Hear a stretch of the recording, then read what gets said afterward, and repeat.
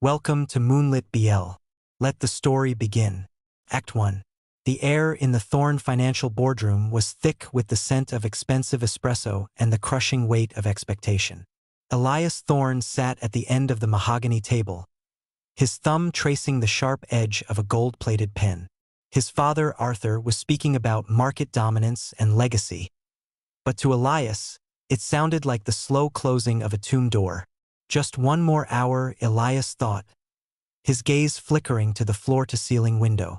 Below, the city of Oakhaven pulsed with a messy, beautiful life he was only allowed to observe from 60 stories up.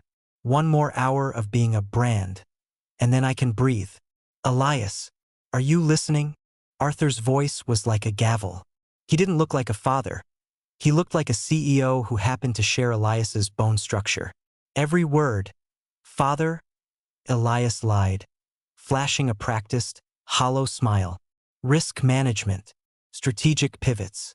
It's riveting. It's life or death, Arthur snapped. He slid a folder across the table. Inside were grainy photos of a black SUV following Elias's car, and a transcript of an encrypted message intercepted by their security firm. The Vulture Group isn't just trying to outbid us on the port project. They're targeting you. They want leverage. Elias didn't look at the photos. They want a ransom. I'm a line item on a balance sheet. I get it. Which is why, Arthur continued, ignoring the sarcasm, your current security detail is being replaced. Effective immediately. Captain Vane, come in. The heavy double doors opened, and the atmosphere in the room shifted. It wasn't a loud entrance, but the silence that followed was heavier. Julian Vane didn't look like the typical meathead bodyguards Elias was used to. He wore a charcoal suit that was tailored for movement, not just fashion.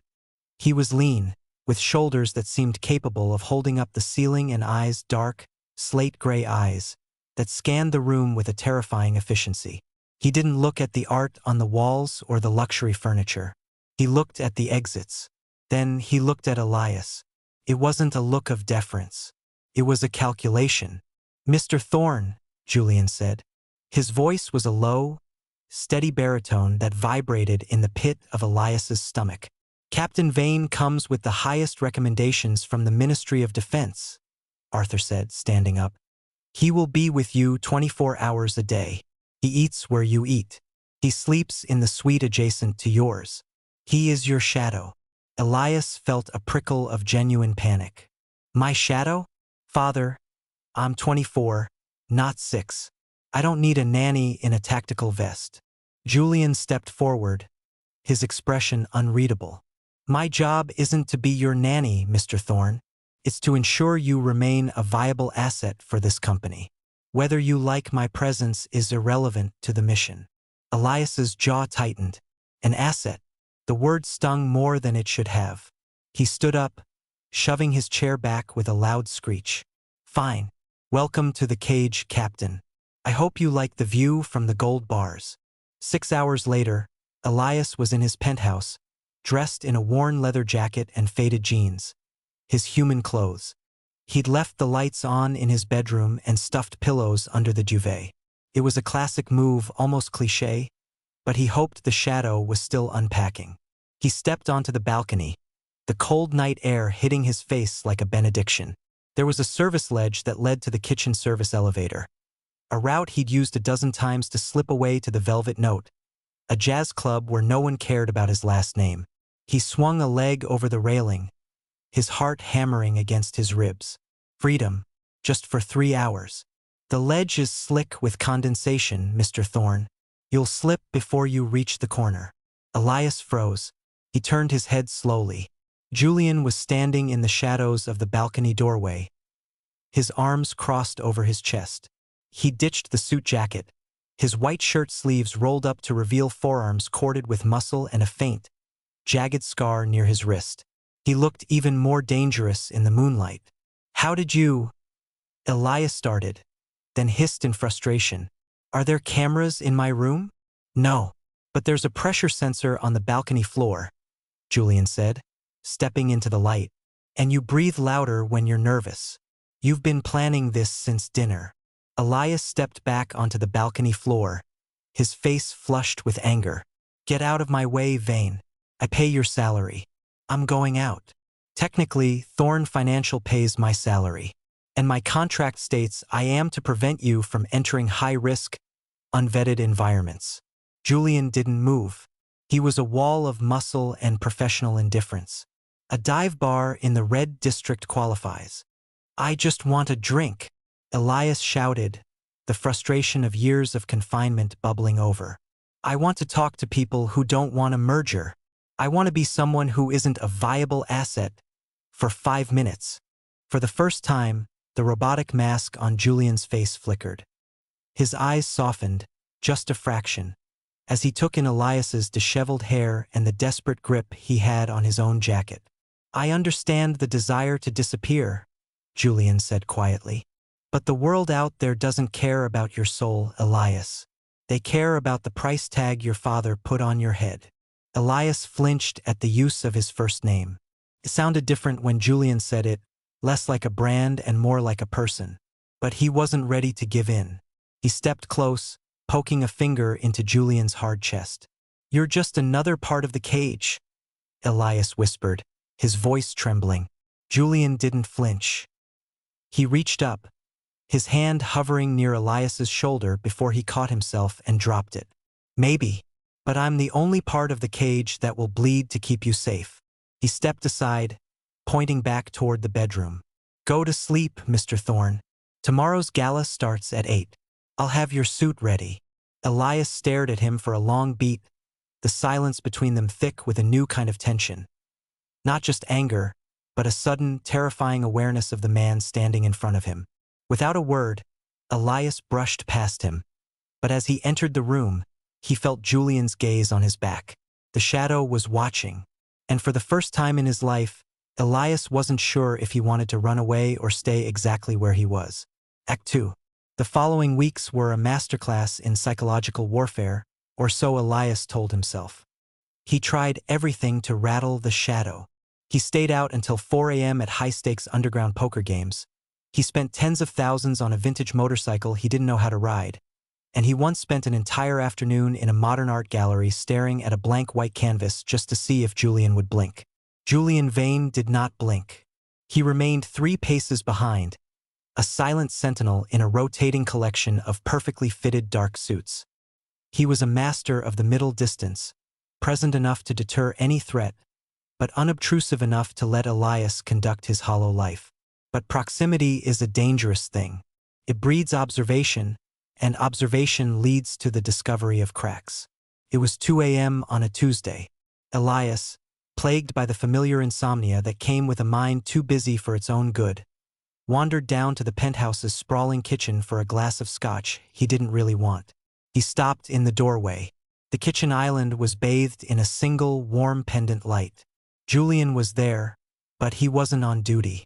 He was wearing a simple black t-shirt that showed the true scale of his physique, sculpted utilitarian power.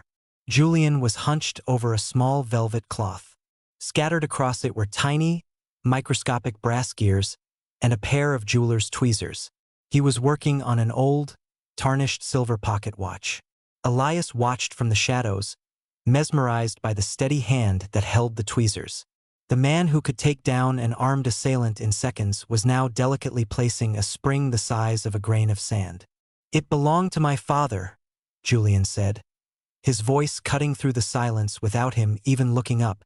"The movement is jammed. Dust in the escapement." Elias stepped into the light, feeling like an intruder in his own home. "I didn't think you had a life outside of staring at the back of my head." Julian finally looked up. His eyes weren't slate gray tonight. The warm light turned them into a soft charcoal. "Everyone has a life, Mr. Thorne. Some of us just don't have the luxury of making it a public spectacle." Elias winced. He leaned against the island, watching Julian's hands. "Will it run again?" "With enough patience," Julian murmured. He set the tweezers down and looked at Elias, really looked at him. "Why aren't you sleeping?" "The asset is malfunctioning," Elias joked, but the humor didn't reach his eyes. "Too much noise in my head.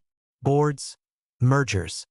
The feeling that I'm just a placeholder until my father finds a way to live forever.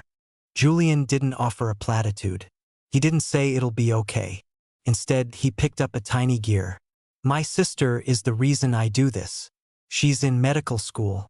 Every hour I spend standing behind you pays for another semester of her becoming someone who saves lives. You aren't a placeholder, Elias. You're the reason people like me have a purpose. Even if you hate the reason. It was the most Julian had ever said. The honesty of it felt like a physical weight. Elias realized then that Julian didn't resent him. He viewed him as a heavy, golden burden he was proud to carry.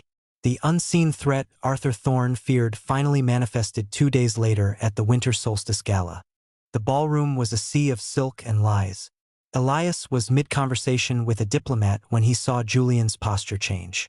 It was subtle, a slight tilt of the head, a hand moving toward the button of his suit jacket. "Mr. Thorne," Julian's voice whispered in his earpiece, though the man was only 5 feet away. "We're leaving. Now."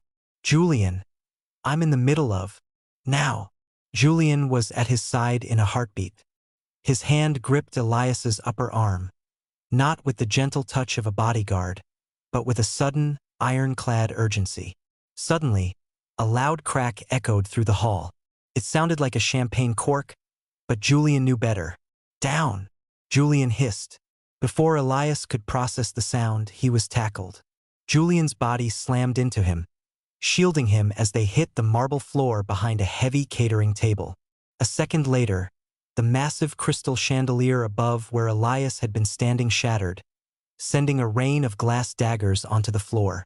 The room erupted into screams. Elias was pinned to the floor, his heart drumming a frantic rhythm against Julian's chest. He could smell Julian's sandalwood, gunpowder, and clean sweat. Julian's arm was draped over Elias's head, protecting his face from the falling glass. "Are you hit?" Julian's voice was ragged, right against Elias's ear. I don't think so," Elias gasped, his hands instinctively clutching the fabric of Julian's shirt. Julian pulled back just enough to look Elias in the eye. A small cut on Julian's forehead was bleeding, a crimson trail running down his cheek, but his gaze was terrifyingly focused. For a second, neither of them moved. The chaos of the ballroom faded into the background. There was only the heat of Julian's body and the terrifying realization that Julian was willing to be the shield between Elias and the end of the world. "Stay behind me," Julian commanded, his voice dropping to a protective growl. "Don't let go of my jacket. We're moving to the north exit." As Julian hauled him up, Elias didn't just follow because he had to. He followed because, for the first time in his life, the cage felt like the only place where he was truly safe. Act 3. The aftermath of the gala was a blur of blue lights and hushed, angry phone calls. By dawn, the decision had been made. Elias was no longer safe in the city. The unseen threat was no longer a shadow. It was a sniper's bullet and a shattered chandelier. Arthur Thorne had ordered them to the Heir, a brutalist concrete and glass fortress tucked into the jagged cliffs of the northern coast. It was isolated, defensible, and, for Elias, a new kind of prison. The drive took 6 hours.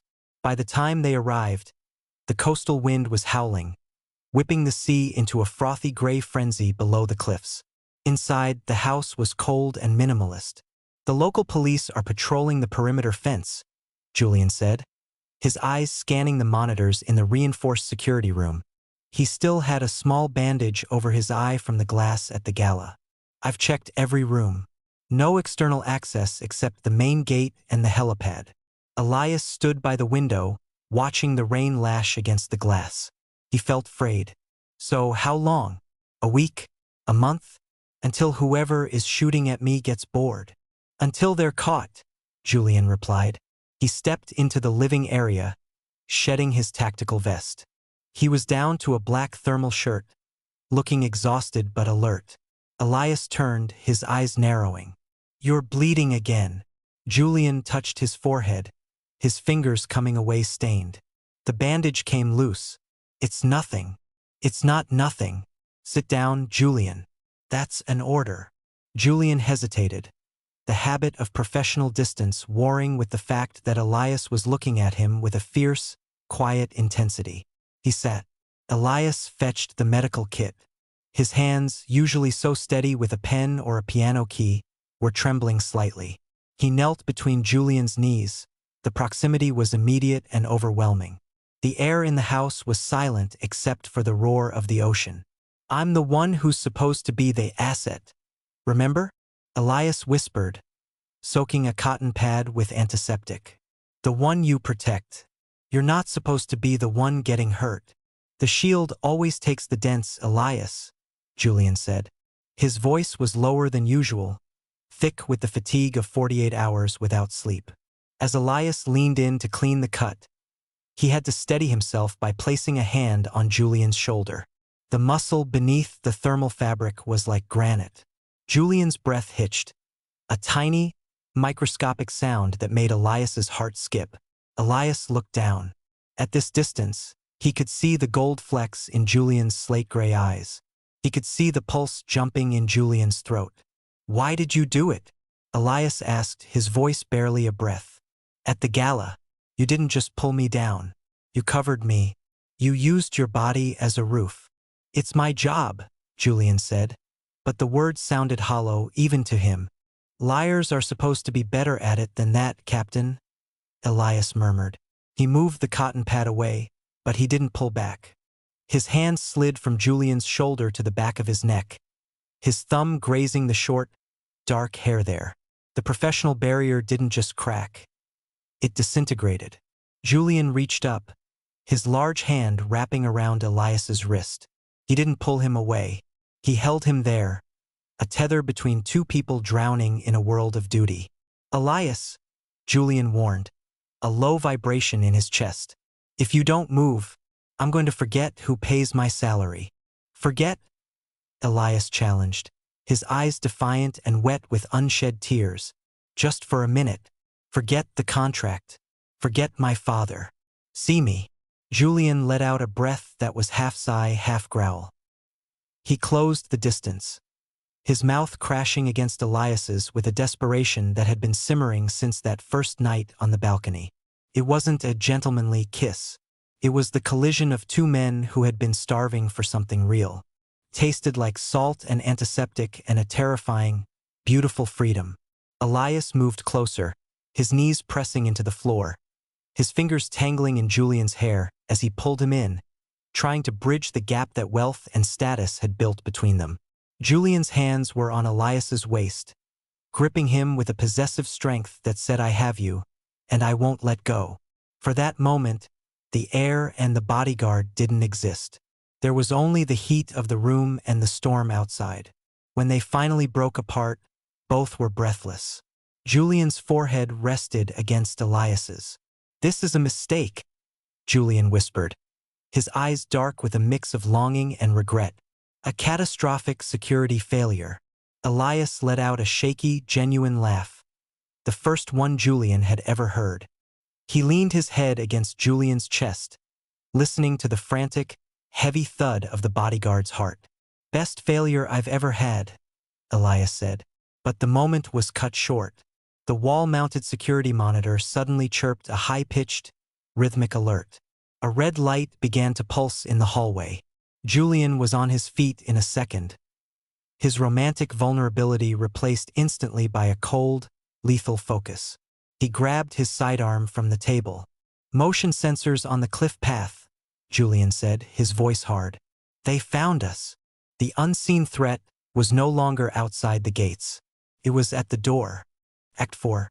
The storm outside was nothing compared to the cold, clinical precision with which Julian moved. The romantic heat of the previous moment hadn't vanished. It had been forged into a sharpened blade. "Get into the panic room." Behind the bookshelf in the study, Julian commanded, checking the magazine of his pistol. "Julian, I'm not leaving you out here alone," Elias protested, his blood still buzzing from the kiss. Julian turned, grabbing Elias by the front of his jacket. His eyes were fierce. "Elias, listen to me. They aren't here for a ransom anymore. They're here to tie up loose ends. If you're in the room, I only have to worry about one direction. If you're out here, I'm distracted. Do not make me distracted. Elias saw the raw fear beneath Julian's tactical mask. Not fear for his own life, but for the man he had just held in his arms. Elias nodded, his throat tight. Don't you dare die on me. Not on my watch, Julian whispered. The first explosion shattered the floor-to-ceiling windows in the living room. Glass sprayed like diamonds across the minimalist furniture. 3 figures in tactical gear, faces obscured by balaclavas, swung in from the terrace. Julian didn't hesitate. He used the kitchen island as cover, his shots precise and calculated. He wasn't shooting to wound, he was neutralizing threats. The air became thick with the acrid smell of ozone and drywall dust. From the crack in the panic room door, Elias watched in a trance of terror. He saw Julian move like a shadow, fluid, lethal, and devastatingly efficient. But there were too many of them. A second team breached the back entrance. Vane, drop the weapon. A voice boomed over the chaos. Julian ducked behind a concrete pillar, blood seeping through the shoulder of his thermal shirt where a graze had opened. A man stepped through the front door, flanked by 2 more mercenaries. He wasn't wearing a mask. He was wearing a tailored navy suit that Elias recognized instantly. Uncle Marcus? Elias whispered, his heart turning to lead. Marcus Thorne, Arthur's younger brother, and the CFO of Thorne Financial, stepped over the shattered glass with a look of profound boredom. Come out, Elias, Marcus called out, his voice echoing in the hollow house. There's no need for more of this. Julian, you've done an admirable job, but the contract is over.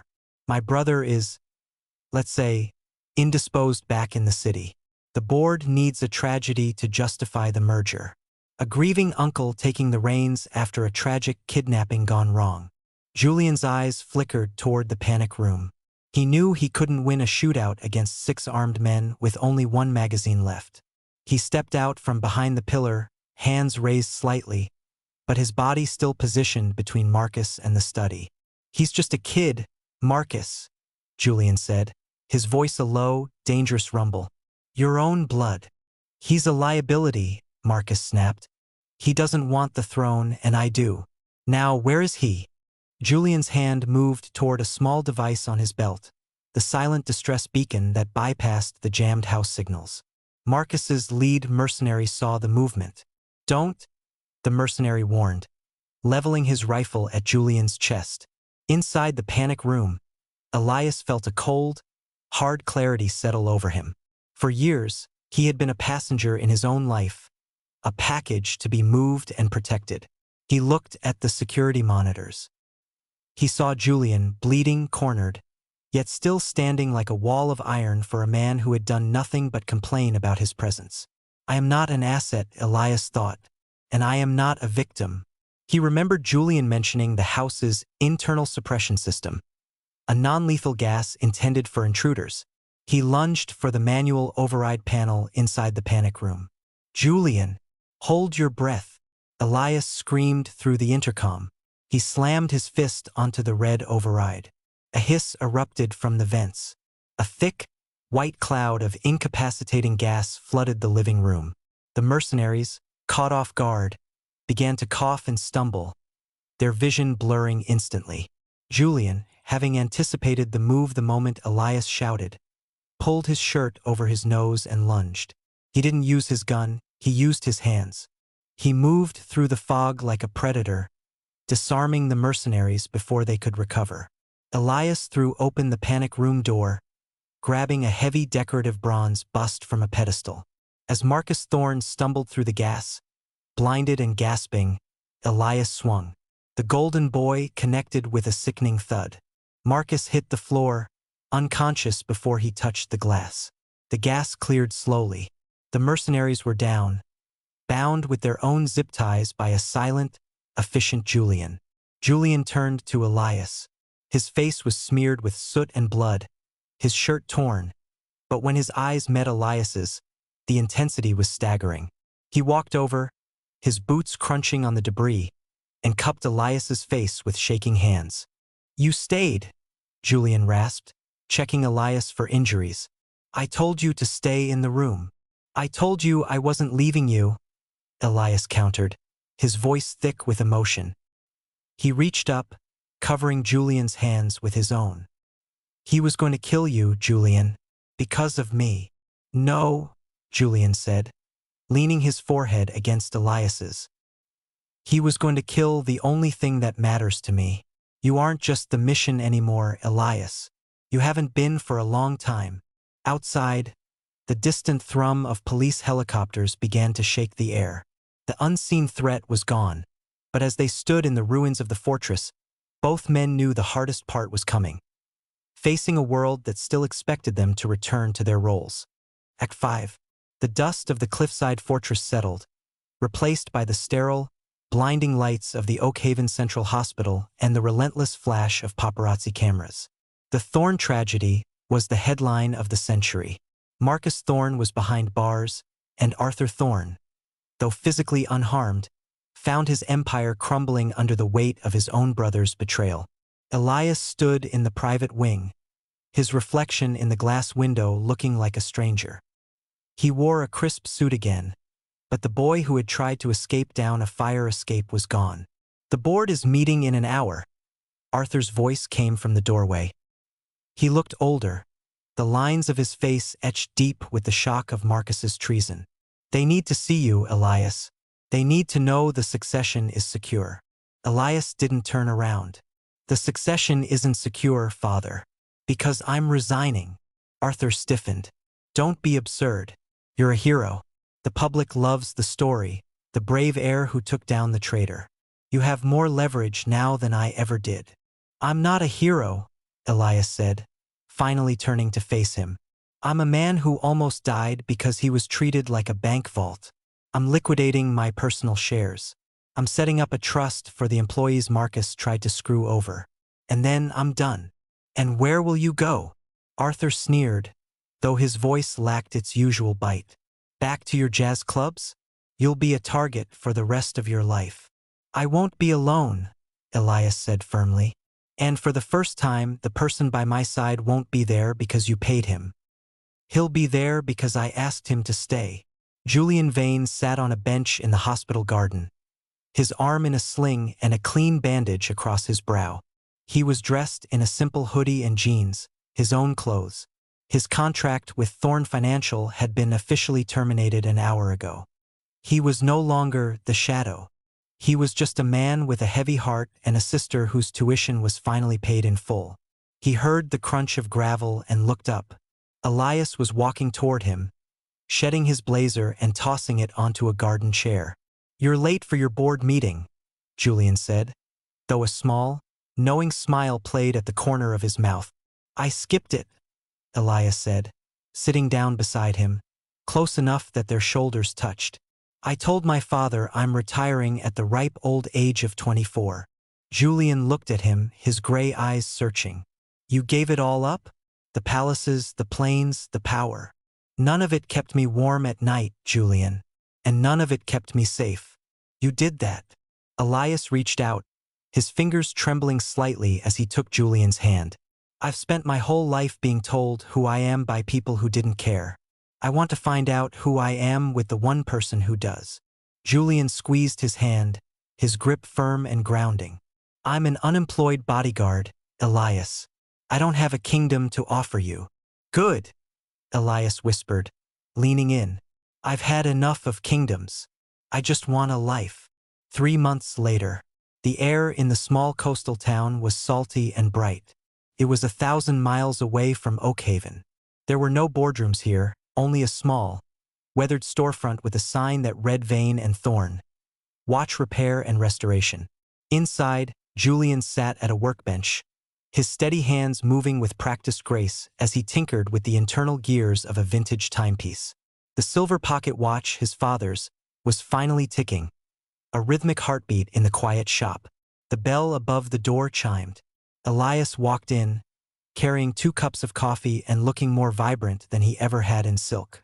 He leaned over the counter, pressing a quick, lingering kiss to Julian's temple.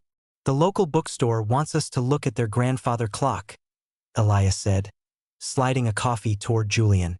Julian pulled Elias closer by the waist, looking up at him with a gaze that was no longer a calculation of threats, but a map of devotion. A grandfather clock? That'll take all weekend. I'm not in a rush, Elias smiled, resting his chin on Julian's head. We have all the time in the world. For the reluctant heir and his protector, the unseen threat was gone. In its place was a quiet, hard-won peace. A life where the only thing worth guarding was the man standing right in front of them.